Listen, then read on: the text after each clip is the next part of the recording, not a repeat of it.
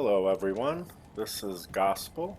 I'm here to show off my new and exciting Fortbrid assassin. It uses Lightning Sentry and Fortitude for decent lightning damage and whirlwind damage. To start off, I have a Feral Claw. It has 3 weapon block, 3 lightning sentry, and 2 mind blast. I put this on the main hand slot to help lay down traps faster. In the offhand, I have a Cruel E-Rep War Fist. This helps in outputting decent whirlwind damage combined with the Fortitude, which gives obviously a bunch of enhanced damage. It also has some nice faster cast rate, resistances, and a little bit of replenish life and life as well. So for the helm slot, I have to use a teleport charge helm so that I can get around a little bit better. Teleport charges, unfortunately, are still a little clunky, but gives you some much needed mobility with this kind of build. I also have Crushing Blow gloves. More stats the better to help equip other items. The Crushing Blow is useful obviously in Whirlwind, and the increased attack speed helps better hit the trap laying speed and Whirlwind FPA as well. I have another high stat ring. I think rare ones would be better here with higher stats, higher life. You could get more 6 high rolls, but this is what I have for now, and so looking for upgrades for the future. Raven Frost, pretty typical, cannot be frozen. Get some really good stats with the attack rating and dexterity. Boots, I use Gore Rider. I use unupgraded Gore Riders mainly because of the strength requirement on the upgraded ones, so you save some vitality points, or you save some strength points for vitality points, which obviously gives you higher life. Oh, and on the amulet, I use High Lords, again, increased attack speed, really good deadly strike, get a skill in there, and some nice lightning resistance. I use 3 trap Grand Charms. These help obviously boost up the lightning sentry damage. I could go more shadow to help with obviously shadow skills, but this puts me after all the buffs close to 8,000 lightning sentry damage, which is pretty cool. I could probably go closer to 7 and take a couple of these out, but this has worked okay so far. And the other 5 Grand Charm slots, I have Shadow Disciplines, obviously helps with Claw Mastery, buffing Fade, Mind Blast, everything that a Ghost can take advantage of in a Whirlwind type play style. And then I also have 36 attack rating, 20 life Small Charms.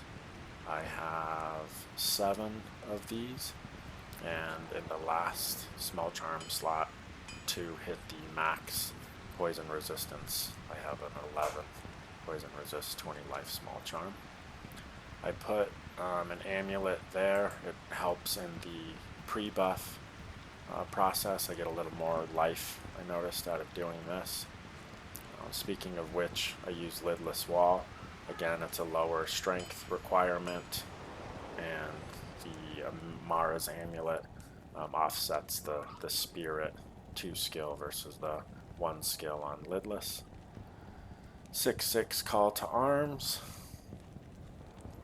Demon Limb with a Hell Rune in it, just to make it easier to equip, more flexibility. I have 2 Greater Talons. They're 6 Fade, 5 Venom, 2 perfect poison facets in there to juice up the venom damage a little bit. Mara's in the BO process, and 2 Bull Cathos wedding band.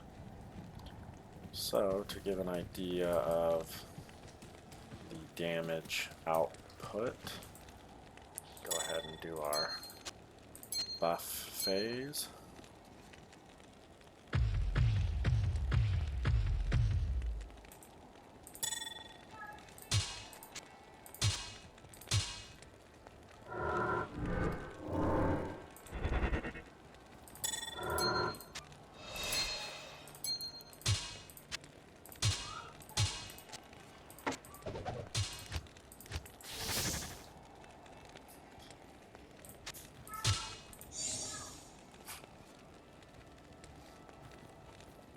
So with all of the buff out of the way, we're looking at decent whirlwind damage there on the offhand E-Rep Warfist. Obviously I'm not wearing Venoms, so it would probably be closer to 5,500 or 6,000 if I had a lot more Venom action going on. The main hand is okay. Whirlwind damage, Lightning Sentry pushing close to 8,000. Whirlwind 10,000 might be a little low. I know some people like to run 12 or more. That seems to do okay in exchanges. Probably could go a little higher if I had a Fool's offhand claw to help with hits. Life is pretty standard, around 4,300, 4,350. I have max poison resist, max lightning resist, including enough to offset griffins if the opponent is using that.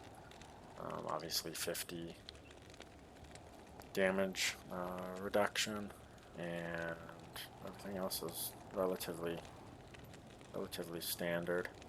The skill tree, I maxed Lightning Sentry and its synergies. I maxed Claw Mastery enough into Fade to get 50 damage reduction. I'm at 58 weapon block. A couple extra points in Mind Blast to supposedly help the Shadow Master cast this more, and 1 point in those skills. Again, this is not a poison oriented build, so only 1 point in Venom. That's about it. Casts traps pretty well, hits pretty well. It's a lot of fun, obviously off meta, and some people have noticed in doing it that it does relatively well. Thanks for watching my video.